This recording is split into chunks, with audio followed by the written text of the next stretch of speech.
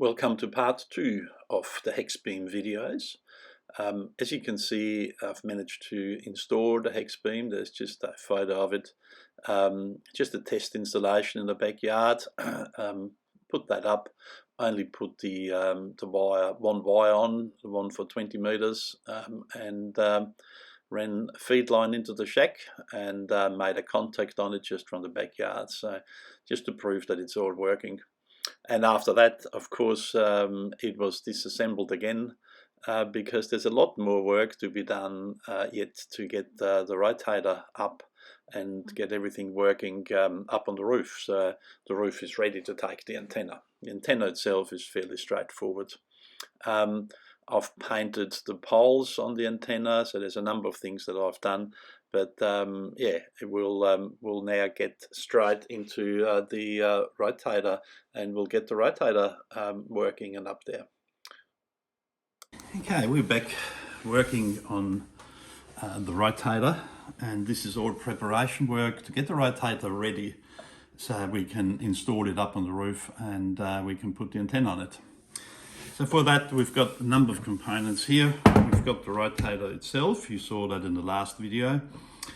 And although I did have one bracket that came with it, it actually didn't fit. So I had to get two new brackets, one which is a mast clamp and the other one which is the antenna clamp here. We also have 4 bolts that are M8 by 25. Now those bolts are fitted with first a spring washer and then a washer. And we've got 4 of those to attach the mast bracket and another 4 to attach the antenna bracket to the rotator. Now the actual brackets themselves, they have also got some requirement for bolts to go through here, through those holes. So the antenna bracket has got 4 holes and 4 bolts. The mast bracket has got 6 holes and we've got 6 bolts. These ones are M8 by 25 millimeters. These ones here are M8 by 50 millimeters. And now these ones here are actually 60 millimeters. So either 50 or 60 millimeters will work fine. There's a little bit of a difference. Let's just put all these to the side now that we've gone through them. There's a little bit of a difference between those brackets. This bracket here has got tapped holes. So these holes have got a thread in it, and that's an M8 thread. And that thread is only on one side. It's not on both sides. So the bolt will have to come in from here and it'll be threaded over on that side. And this mast clamp here has actually got a different arrangement. If you can see, there's a couple of lugs on each of those holes on one side and no lugs on the other side. So what that allows us to do is to put a bolt through here, and then on the opposite side of the bracket will be a hole that's got the lugs on it. And on that hole, those lugs are the right spacing to prevent an M8 nut from turning. So we can put that in, you can see an M8 nut will just stay in that. Now 2 different ideas on attaching those bolts. One is that when you use a bolt, you use a spring washer and a washer. That's the method we're going to use for here, because we don't really need a nut on the other side. It's threaded, so we can just do that. Although for safety, I'm probably still going to put a lock nut on the other end, but that's unnecessary. You can just get away with that.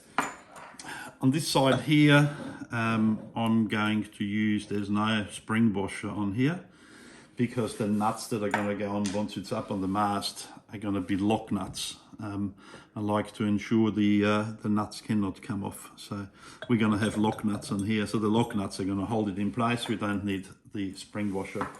And there's going to be a bit of vibration, of course, and other forces that these brackets are exposed to, these clamps are exposed to. So we need to think a little bit about how we're going to make sure that they don't come undone. So just to repeat that, here we've got a washer and spring washer against the threaded hole. In my case, I'm still going to put a lock nut on the other end just because I'm paranoid. This one here, I'm just going to have a lock nut on the other side, and therefore we only need a washer on a bolt. Now let's put them to the side, and let's just have a quick look at the rotator itself. And as you notice, these brackets, I first mistakenly thought that I could swap those brackets and I could use them as either an antenna bracket or as a mast clamp. However, that is not the case. I was very much mistaken on that, and Peter from Durora Services, of course, he knows all the ins and outs. So once I spoke to him, I was on the right track. So if you have a look at that bracket here, the bracket has got a ridge in here, and the rotator on the top has got this groove. So whilst the hole pattern that we have here will fit on either side, that bracket will not fit because that is going to be in the way. There's no accommodation for these ridges here. And these ridges are for the purpose of preventing the bracket from rotating. Whereas if you have a look at that, that'll fit exactly in here. So when we assemble it, we can assemble it like that, and that will just slide in here, and that'll prevent that bracket from rotating. So that's about the two different brackets. Now we have these M8 by 25 millimeter bolts, which are going to go in here. We've got a spring washer and a washer on here. However, I still prefer to have them locked in, and for that purpose I'm going to put Loctite 243, a medium strength thread locker that goes on there. Now that just prevents them from vibrating out, and it still allows you to open it, so there's no problem to open that back up, so it's not locked in forever, but it's a good product to keep them in there. I have another slight issue with my mast. The mast that I've got coming out of the roof is actually smaller than the smallest diameter of the mast clamp. So to overcome that, I've taken a piece of storm pipe. This is just storm water pipe. I've cut it in lengthwise, and then I took this piece here, and being made out of PVC, which is a thermoplastic, just heated that up until it becomes malleable, and then set that over the top of the mast. So that's now the exact diameter and fits exactly the mast. Now that's going to go only on one side. It's not going to be on both sides. It's going to be on one side because, as you can see, the mast itself, it still needs to be locked in. So those ribs here, they're going to allow the mast clamp to be firmly on the mast, and that just takes a couple of millimeters away from the diameter. So that's the way it's going to be mounted on the mast. So I'll just take that up, tighten that up on the mast, and when I do that, it can still rotate ever so slightly, but it can. So all I'm going to do is I'm going to slide that in here and then do up the bolts. So that's a job for up on the roof, to slide that in. And what we're going to do here is we're going to get all this ready to put up on the roof. So the first thing we're going to do is we're going to take that mast clamp here, slide that on, use these bolts and until it's actually installed in its position, we're not going to put the thread locker on just yet. Once it's all installed and it's in position, then I'm going to pull those bolts out one by one, put some thread lock on it and put it back in. So that's the idea. So when we have a look at how that works, once that is on, we've got the bolts in. We have now got sufficient adjustment for the, so this is the antenna clamp. We've now got sufficient adjustment for the antenna clamp to fit my my antenna, and I have got, so for the antenna, I'll just grab,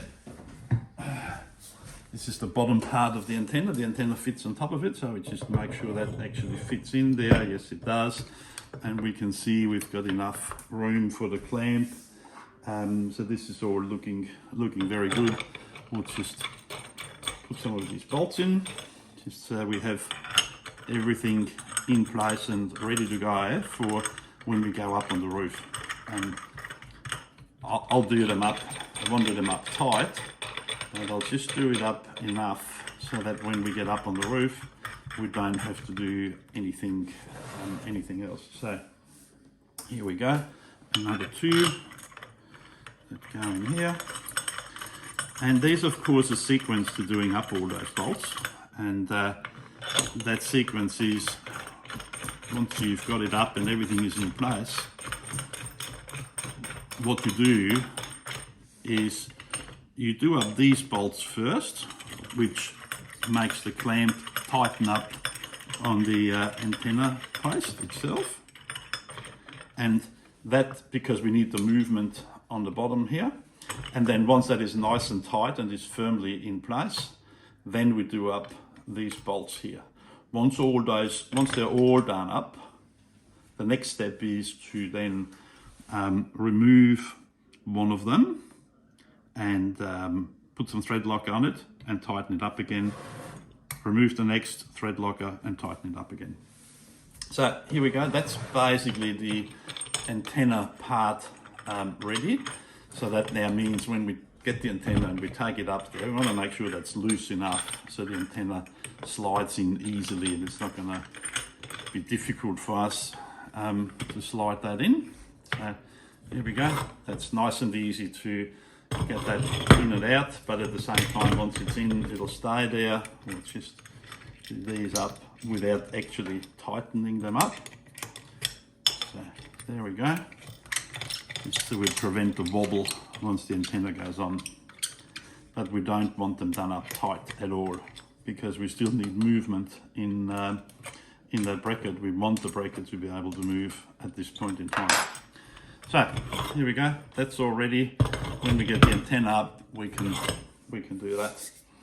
Now, to get this onto the mast, we'll go to the other side, and that bracket doesn't have any ridges or anything on that end, so we can just take that, we can bolt that on and bolt your uncle. So let's go and do that, and I'll just fast forward you through that process.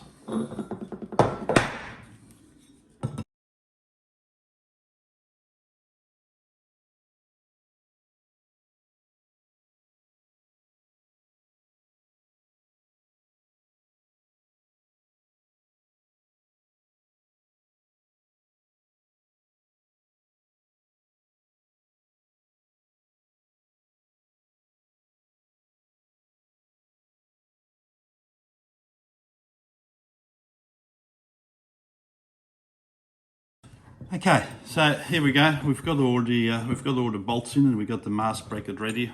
You may have noticed I've only put normal nuts on here.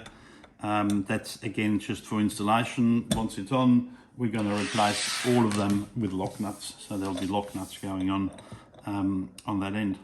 So that means the rotator is now almost ready to go up on the roof. However, we have one more thing that I'm going to do. You'll notice the connector that we've got on here, which again that's a modification which Peter at Aurora Services has put on, much better than the original terminals. So this is a far superior solution. And although the plug is pretty good, and it's I think it's IP69 or something like that, in the industry where I work, when something goes outdoors, we use a product here. It's a Corning product called DC4. It's an referred to as an electrical compound. I'm getting this from Element 14, and the product is probably best described as a silicon which stays soft and which doesn't attack electrical components. So it's made for the purpose. This and it doesn't. It also doesn't melt. So it's a couple of features on here that make it useful for that. And what it does, once that plug here is filled up, and that's what I'm going to do, I'm just going to fill it up to the brink, the socket, and once we put the plug in, the remainder of this will just squeeze out.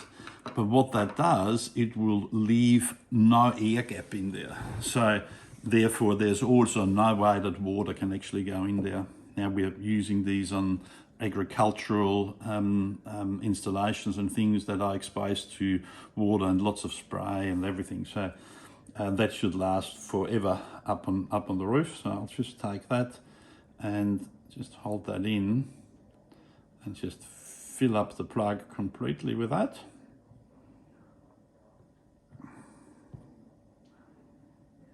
There we go. So clearly that plug is overfilled, but the idea is that you put in too much and you just wipe off the remainder once it's installed and it's gone in everything. You can see it's just a really soft product, and it stays like that. It doesn't go hard, it doesn't do anything of that nature. So there we go. Now we've got that. This is ready to be plugged in. So the hard rotator is now ready to install and go up on the roof. And once it's installed and connected and running, we'll do a little test with it, and then we're ready to put the antenna in.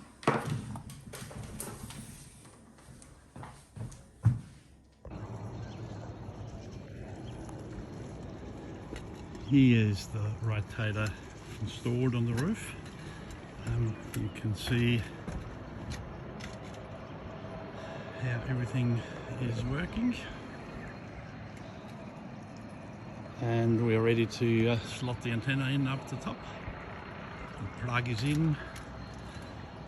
We can see how the that DC4 silicon material, how that has squeezed out of it. So that's there. Completely sealed, so no water will get into it. So there we go. Okay, so now that the rotator is up on the roof, we are ready to give it a trial run and see if it actually works. See if it all comes together. Now, one thing that is left to do though is the original controller, which I want to use on this, needs to be modified a little bit because it has got these ugly terminals on it. They're just very painful to use and also prone to error because I'm sure to make a mistake there at some stage, and I'll end up putting the wrong wire into the wrong terminal, and it's a pain to disconnect 6 or 7 wires every time. So a plug needs to be fitted. And I've decided to fit the same plug that is up on the rotator. So for that purpose, in order to mount it in the location, I've used a 3D printer to print a little plate there that goes in position where the old terminal block is. And it's got the same mounting holes. So all we need to do is remove that one and put this new one in. Now, if you have a quick look here, we can see we've got the old terminal block. It's got 6 wires only used out of the 8 terminals that are there. So we're just going to connect the wire from terminal 1 to pin 1 on the plug, and from 2 to 2, and so forth. Once that is done, we'll give the rotator a try. Okay, here we are ready with our rotator and the controller. So there's the old terminals that we've removed from the controller, and we've just wired pin number 1 to pin number 1 on here, 2 to 2 and so forth. So there's the controller and the plug finished. If we have a quick look inside, you can see what that looks like inside. We've got, this is the wire that's coming back from the indicator that's going to be hooked up to an indicator to tell us we're on the limit. You can see in this particular controller the motor start capacitor because Peter at Aurora Services has fitted a motor start capacitor to the rotator, so it's no longer, that motor start capacitor is no longer used. So we've got that, we've just got it disconnected here. Apart from that, that's the original circuit, an original rotator. I will fit a light in here that comes off this wire here to tell me that we're on the limit. So now it all hopefully is going to work. So the other thing that we've got here is we have got our rotator connector. So that's the other end of the wire in the shack, and we're just gonna plug that into our controller. It's keyed, so you can't put it in the wrong way. And here we go. Okay, that's all done up nice and tight. And we're going to plug it, as I always do with anything that works on mains voltage while it's here in the shack in the lab. I will plug it into an isolation transformer. So we've got it isolated. All right, so here we go. There's our controller. Now let's see what happens. We'll turn the isolation transformer on. We'll turn the device on, and yep, it's showing up that it's in the north position. And we'll see what happens when we press the right button. Yeah, we can see the dial moving. So we know the rotator is working, and I've left it, before I put it up there, it was left in the north position. So it's a good sign that it's come back in the north position. Both directions work. So I think that's pretty successful all up. So we are now in a position to install the antenna after we've got the rotator working. That's it for this video. Thank you for watching.